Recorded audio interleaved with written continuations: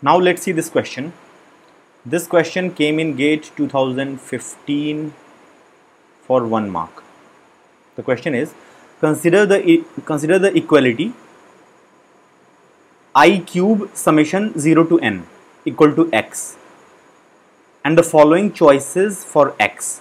So there are 4 options, okay, and among these 4 options, which of these values can be put at the place of x so that this equality remains correct? Okay, that is we have to find. So firstly, we have to understand that summation I is equal to 0 I cube summation 0 to n. What is that value? Okay, so it is 0 cube plus 1 cube plus 2 cube plus 3 cube till n cube. Okay, so this is the summation.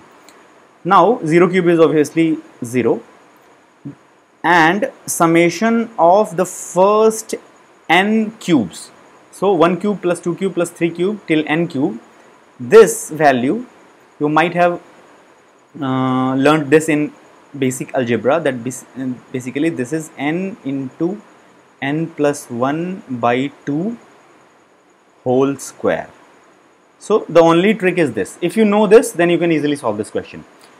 I will not go into the detail of proving this, but you must be knowing this already. I will just show you by an example that this is correct. So let's say 3 cube. What is 3 cube? 27. What is 2 cube? 2 cube is 8. 1 cube is 1. So 27, 8, 35, 1. So the summation is basically 36. So for first 3 natural numbers, the cube of the first 3 natural numbers is c. When n is 3, then it is going to be 3 into 4 by 2 square. So which is basically 4 into 3 into 2, 6 square, which is 36. See, 36 and 36 summation is coming. So this thing is correct. Okay. Now once we have found out this, then we know that this is something like n square and its square. So it is going to be something like n raised to the power 4. Okay.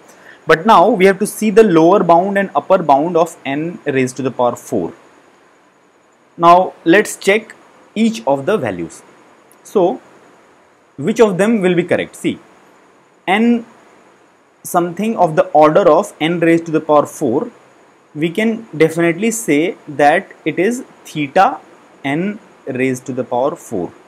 Obviously, because it is bounded by n raised to the power 4, that's why this is correct. Now see, if something, what does this mean basically? What does this mean?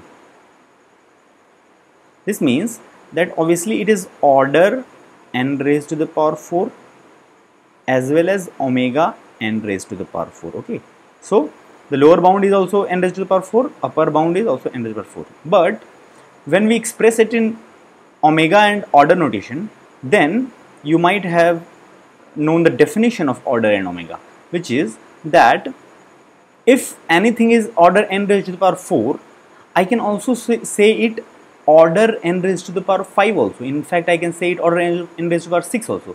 So if the upper bound of some function is n raised to the power 4, then definitely it is upper bound can be said to the to be n raised to the power 5 also, because definitely it is also an upper bound. So in that case, order n raised to the power 5. See, we cannot say theta n raised to the power 5, but we can definitely say order n raised to the power 5. So this is correct. But about omega, if something is omega n raised to the power 4, it means lower bound is n raised to the power 4, then definitely if some lower value is there, something like omega n cube, this is also correct, because n cube will be lower than n raised to the power 4 asymptotically, and that's why I can say this to be omega n raised to the power cube also. This is basic asymptotic analysis. Okay, so this is also correct, but I cannot say this. Why? Because I can definitely say this is theta n raised to the power 5 is what? Basically it is saying that it is order n raised to the power 5 as well as omega n raised to the power 5. Now I have said that order n raised to the power 5 is correct, but I cannot say omega n raised to the power 5 because this function can go as small, sorry, n raised to the power 5. I cannot say omega n raised to the power 5 because this function is lower bounded by omega n raised to the power 4. So I can go below that, but I cannot go above that, and that's why this is wrong. And if this is wrong, then I cannot say theta n raised to the power 5, and that's why this is wrong. Okay, so 1, 3, 4, these can be correct.